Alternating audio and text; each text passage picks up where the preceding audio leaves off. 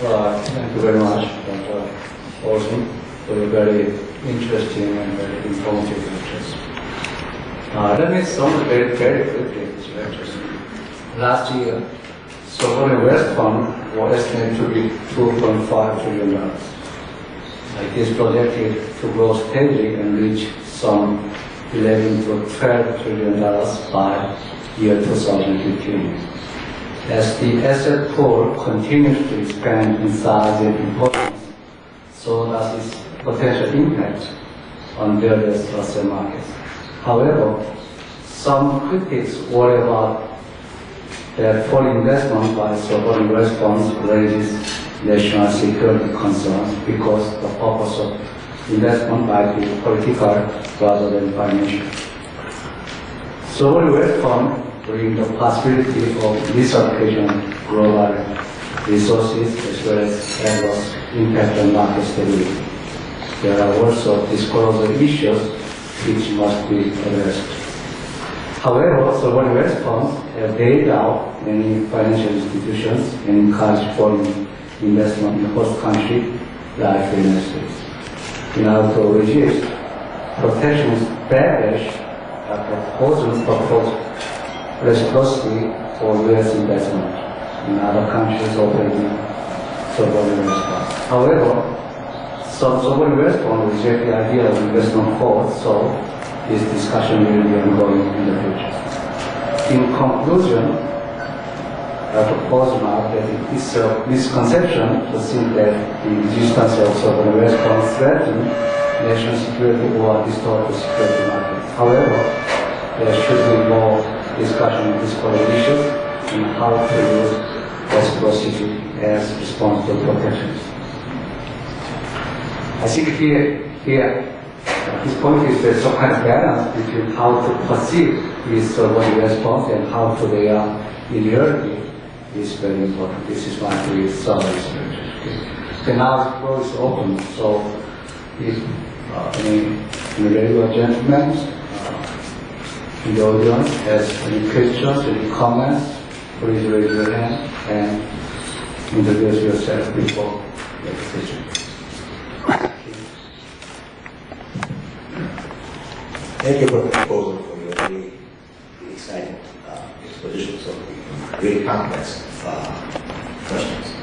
Now that you have actually debunked most of the irrational fears about the sovereign funds, I believe it leaves the essential issue, underlying issue, that is, this would not have any problem if all those things were controlled by, say, US.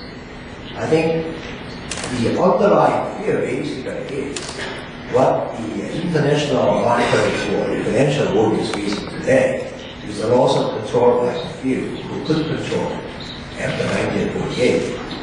The big Western power, by and large, controlling those things. They could make their decisions and jump in and regulate or control whatever. But these powers now holding their hands, it's in the hands that they do not know. But this is really a real issue, regardless whether this is the oil power or Russian power, etc. The world is now basically moving into the autopilot system. There is no central control tower because a huge amount of money is moving around, and there is lack of control in selecting the few who can sit down in a Paris Club or wherever to decide. Isn't that the basic issue? They really do not have the handle to control this 11 trillion or whatever trillions of monies moving around, and they have no way to control it. Well, thank you for that excellent point. I tend to agree with you that the problem is not so much the sovereign wealth fund, but the more general underlying concern that we have lost control of the international finance system and that we are struggling to regain control. And second of all, that there's clearly been a shift in the balance of power, which these sovereign wealth funds represent a very serious player that Europe and the United States must take into account.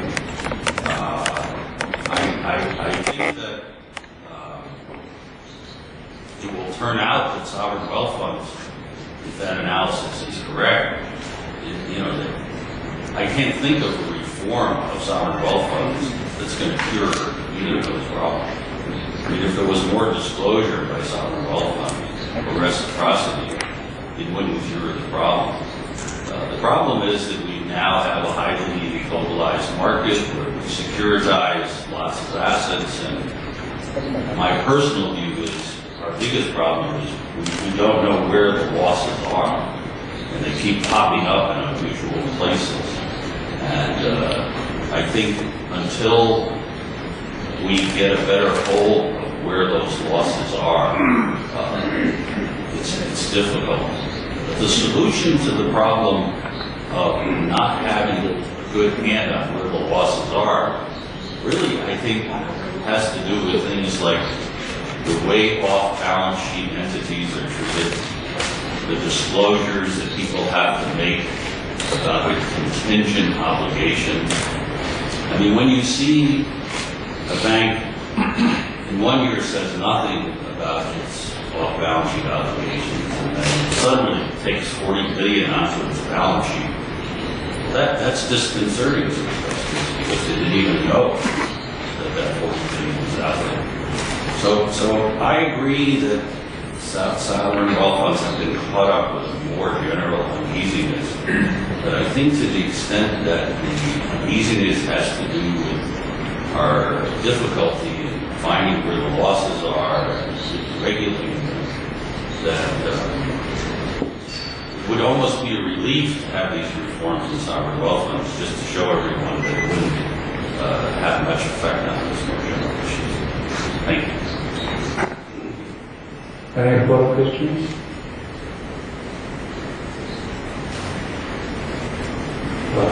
The gentleman.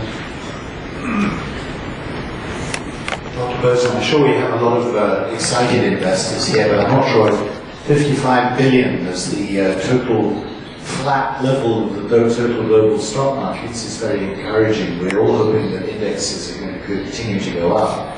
And when you say that the markets have actually been contracting, it is depressing. Would you like to expand a little more on that? Well, if we look over the last 5 years, we see a tremendous amount of activity in mergers and acquisitions. We, second of all, see a lot of activity in going private transactions. Third of all, we see a lot of stock buybacks. When you put that all together, that's all taking stock out of circulation. That exceeds the amount of IPOs that were generated, and it also exceeds depreciation in the marketplace. So I think there is a consensus that surely over the last 5 years that the stock market, its global total capitalization has stayed relatively flat. Now, I cannot tell you that in the year 2015 it will be flat. I was using an assumption that said if it stayed flat, then the midpoint would be 55 trillion. And so in a 60% portfolio for SWS and stock, that would be 6.6 trillion over 55. And so that's probably, in a sense, the worst case, that SWS would own 11% of the stock. Now, obviously, if the stock market doubles, you will like it, I will like it, everyone in the room will like it, and the SWS will be a much smaller percentage of the total stock market. But I think this is the problem that you have when you engage in these predictions. As many professors know, you have to make some assumptions. And what I've really been doing is looking in the last 5 to 8 years and seeing what happened, and just assuming in a naive way that a similar thing would happen going forward. Of course, it might be different. And the very entry into the marketplace of those sovereign wealth funds might disturb the risk-return relationships and change that. So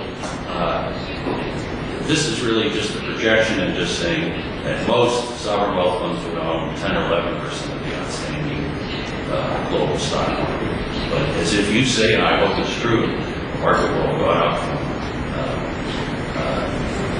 75 million to 100 million, then they'll all maybe only 5 to 6%.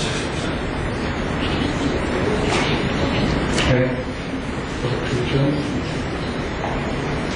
Oh, okay. The last two.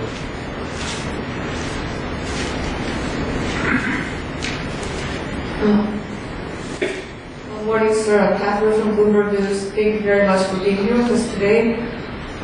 We've had a lot of news out of Wall Street these past couple of weeks. We've had Bear Stearns being bought by JP Morgan at fire sale prices. We've had some better than expected quarterly earnings announced by investment banks like Goldman and Lehman. People are wondering how this might affect sovereign wealth funds' investment decisions in this sector. Given what we know about their investment tendencies, what do you think? How do you think they would react to all this recent news? Thanks very much. Well, sovereign wealth funds that invested in Bear Stearns or in Citicorp have not done very well. And also, the sovereign wealth funds that have invested in monoline insurers. I think that if the notion is that a sovereign wealth fund is sort of going to invest just by finding who's in trouble and bailing them out, I think that'd be a very bad deal for sovereign wealth funds. So they need to think about whether they can get reasonable returns and whether they can get a reasonable return in a longer horizon. The big advantage sovereign wealth funds have is they could hold on to the stock for 5, 10, 15 years. They're not subject to the pressures that other managers are on a short-term basis. Having said that, you know, it's always a tricky question when to buy in a bear market. And, you know, if we knew the answer to that, then none of us would have to be working anymore. So, obviously, some of those sovereign wealth funds bought a little early and are suffering the consequences. Maybe some of us bought a little early and are suffering the consequences. So, I think that the result of this will be that sovereign wealth funds will view this sort of investment like they view others as requiring a very rigorous analysis of returns and risk over an appropriate time frame. And surely CIC in China has been subject to a lot of criticism of its investment in the U.S. Blackstone, yes, thank you. So I think they'll be looking at it more carefully. And, you know, whether or not these are great opportunities or whether these are bad opportunities is hard to say. And I think in the Blackstone case, for a company that heralded and triumphs the virtues of private equity, then goes public. So maybe you ought to think twice before investing in them because they're sort of going against their own philosophy. So it might be more complicated. But I think that, you know, it's sort of the opposite side of the coin. Sovereign wealth funds are not going to invest to dominate a market and to become national champions and lose money. And they're not going to invest to bail out financial institutions and lose money. If they lose enough money, governments will be upset, rightly so. What they want to do is basically get a better risk-return relationship, but they should do that by getting a diversified portfolio, thinking carefully the asset allocation, and not be investing for non-economic reasons. Because it's hard enough to do well as an investor if you're investing for investing reasons. If you try to do it for non-economic reasons, you're likely not to do so well. So that's a sort of long answer to your question. Thank you. Any more questions?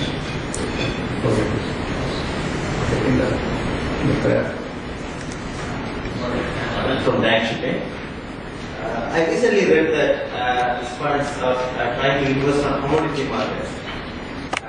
Recently we saw the hedge fund investing in this commodity markets and the price went up so much, like 20-25% recently. And last week they got the money and it again went like 20% down and huge volatility. So what's your comment on this?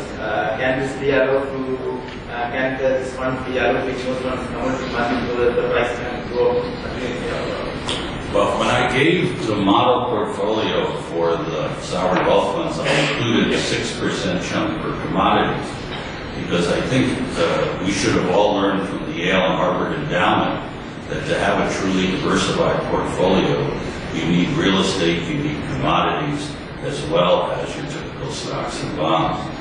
Right in the last few years, as we all know, commodity prices have been driven up by the surging demand for these commodities in China and other parts of the world. I think that, like most things, they overreacted somewhat. The prices have started to come down. Whether they will continue to come down will depend mainly on what happens to the economies of the world and how much demand will continue for these commodities. And second of all, whether if this price, whether there'll be enough demand that somebody will be smart enough to come up with substitutes. So in general, I think that the sovereign wealth fund should be invested in commodities. Whether this is the best time to start investing is another question. And how you ought to go about it is even more complicated. Okay, thank you.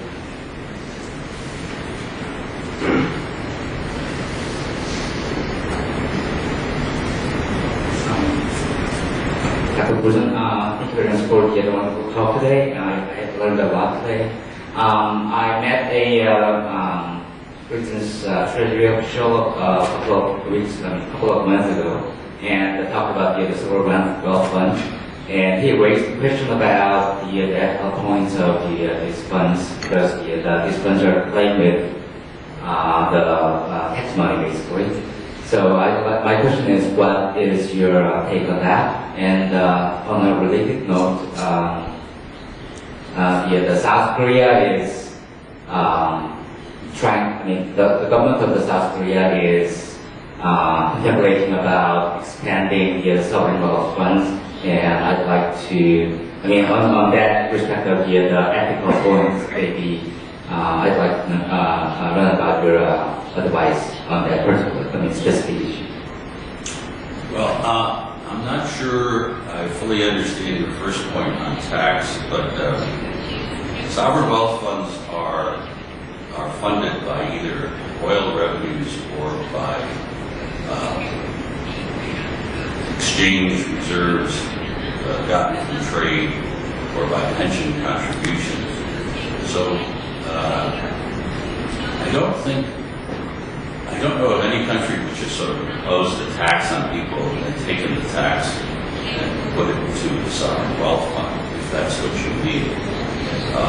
I think probably it's true that sovereign wealth funds, governments are choosing, when they choose to put, let's say China chooses to put $200 billion into a sovereign wealth fund, it's choosing to put that money in the sovereign wealth fund, then rather than using it for public expenditures of various sorts.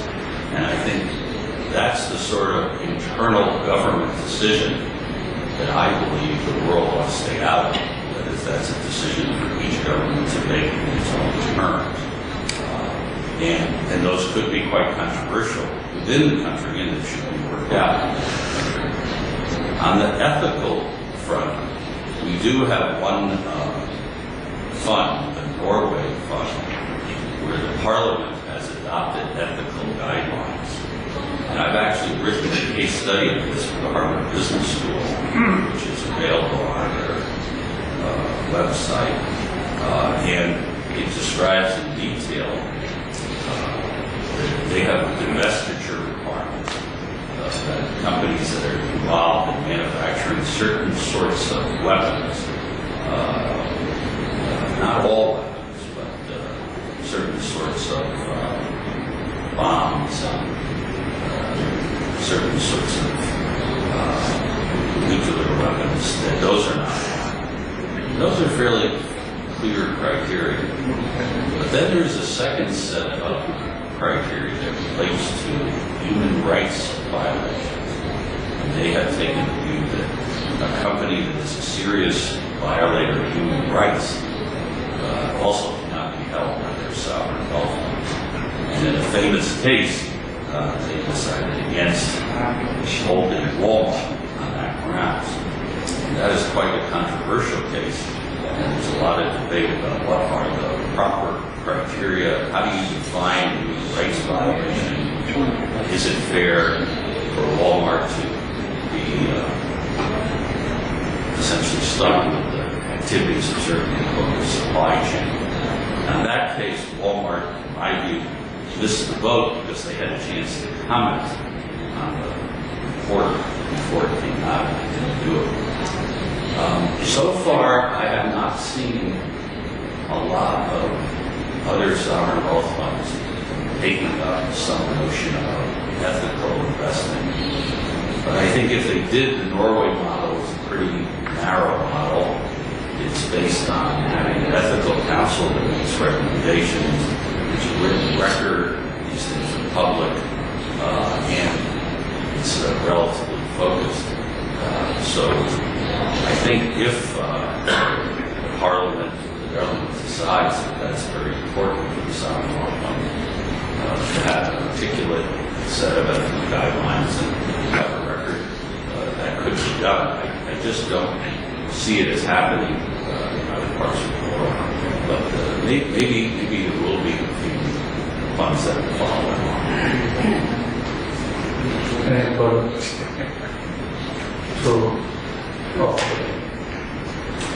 Yes, Mr. My name is Moon Kwang Lim. I'm from Chunghwa, Delhi. The stocks owned by foreign investors on the Kospi, the Korea's benchmark stock market, fell a little bit to around 31%, but it's still not that low, and the market is much swayed by the inflow and outflow of foreign capitals. So when the sovereign wealth funds in other countries are coming into the Korean stock market, do you think that will make the Korean stock market more volatile?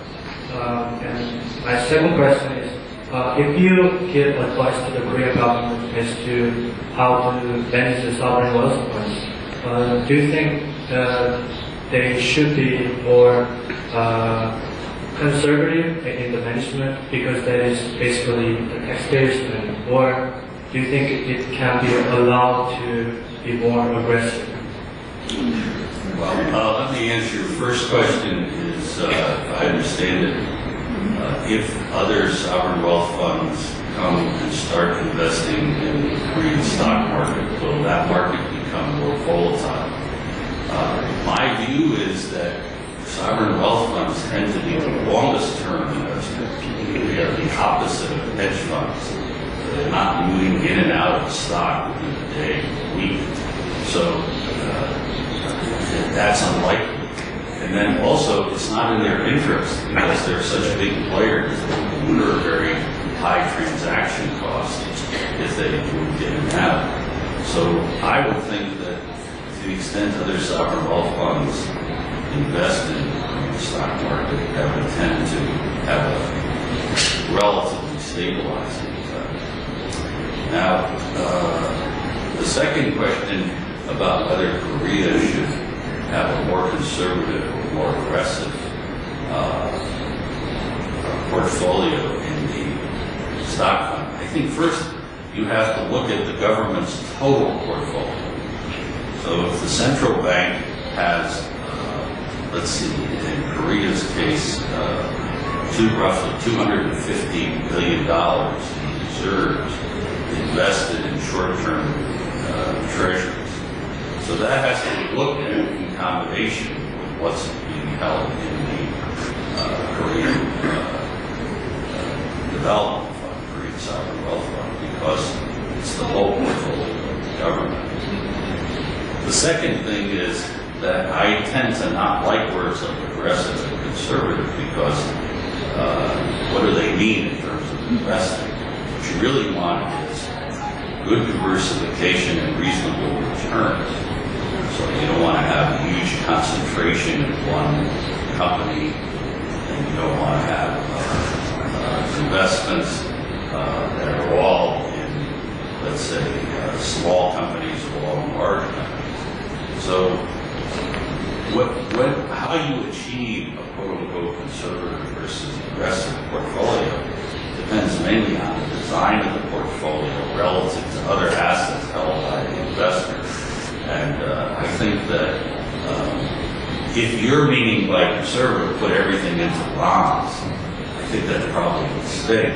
Because for a long-term investor, we know that stocks are a better deal than bonds long term. So, and second of all, as I said, the Korean government is already holding a huge amount of very conservative bonds. So, I believe that the Korean sovereign fund should invest prudently in light of the whole portfolio of government and should have a significant amount in stocks in a diversified manner over the long term, which should be its time horizon and give you a better risk return.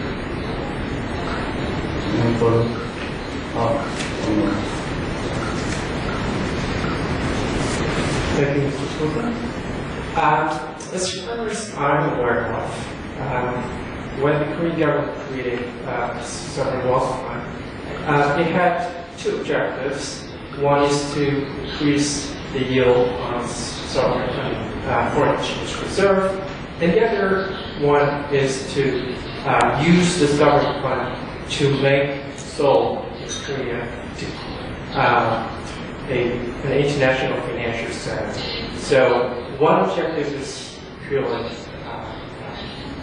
based on financial reason, but the other one is as a policy issue. So I would like to hear your opinion for this. Well, I think the first objective is one that clearly can be achieved by the sovereign wealth fund. If Korea wants to be an international financial center, it has to compete directly against Singapore, Hong Kong, Tokyo, and many other places. I'm not sure the sovereign wealth fund is the best policy tool to do that. I think there are, if you want to do that, there are a whole series of measures that you would have to take in terms of tax credits, in terms of training, in terms of lots of things. So I'm not an expert on this subject, and I don't want to go beyond my sort of area that I know about. But I would think that in the countries that have been successful in doing that, they've had a 10-point strategy. And out of those 10 points, the sovereign wealth fund might be able to get involved in one or two. So I would hope that if that is the objective here, that it's being pursued much more broadly, because it would be, I think, putting too much freight on the sovereign wealth fund to think that it could itself make Korea into an international financial center. That would seem unlikely. Any questions?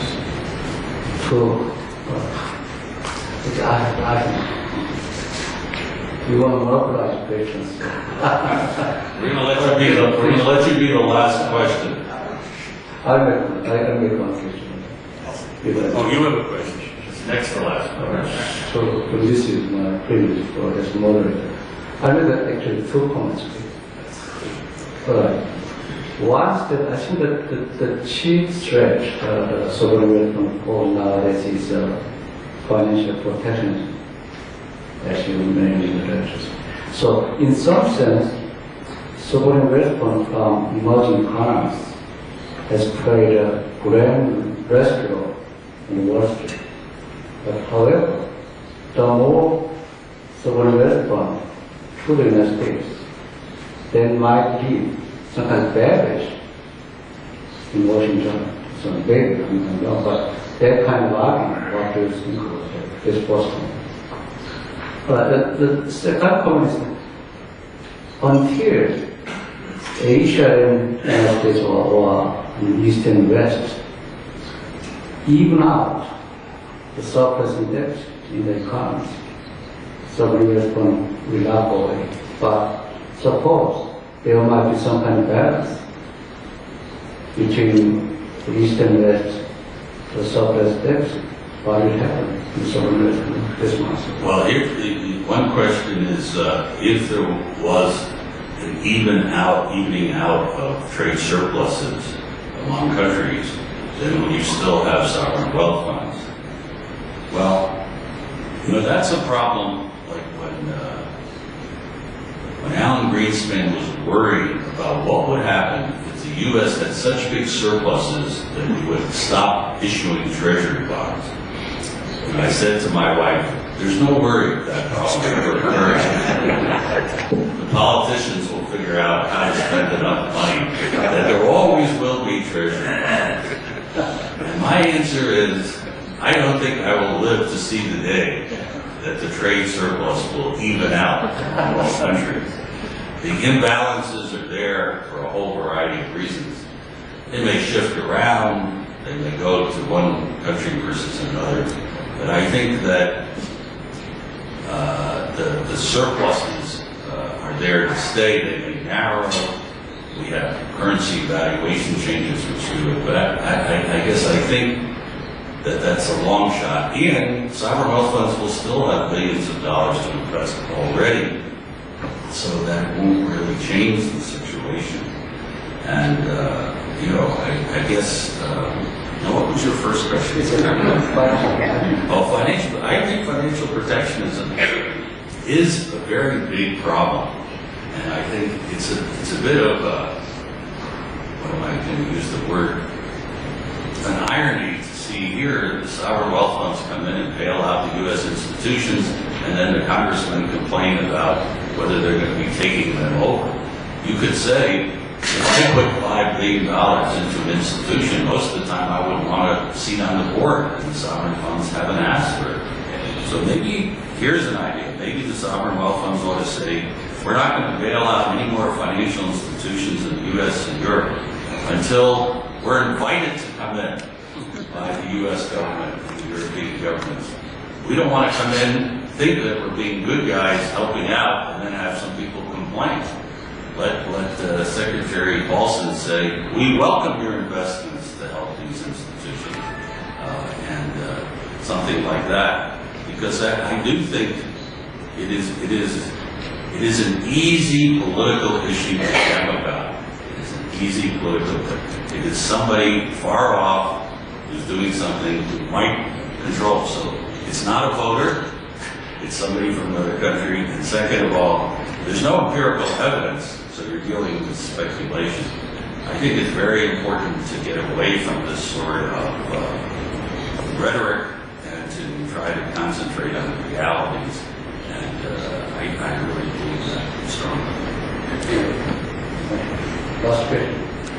My last question is something which is not central to today's theme, but relates to a couple of comments you made, and that is your opinion. You mentioned the fact that there are a lot of losses which we really do not know the magnitude of where they come from.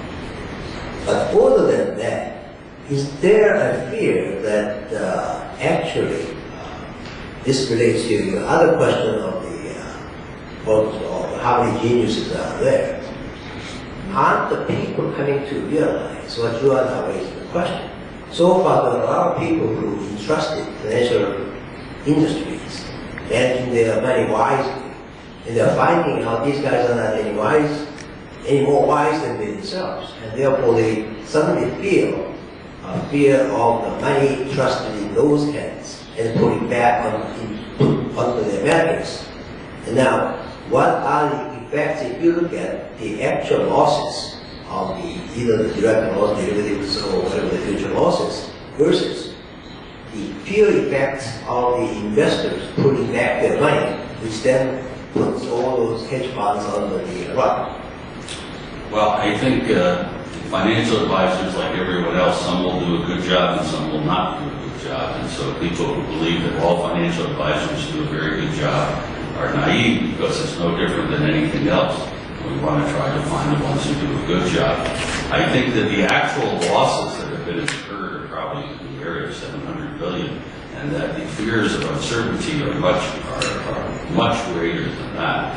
So I think that's much greater, and I think that the liquidity, we don't really know what the solvency issues are now, because we're not getting out of the liquidity problem. And I think the thing that the Fed did last week by allowing swaps of non-treasuries into treasuries really helps that a lot.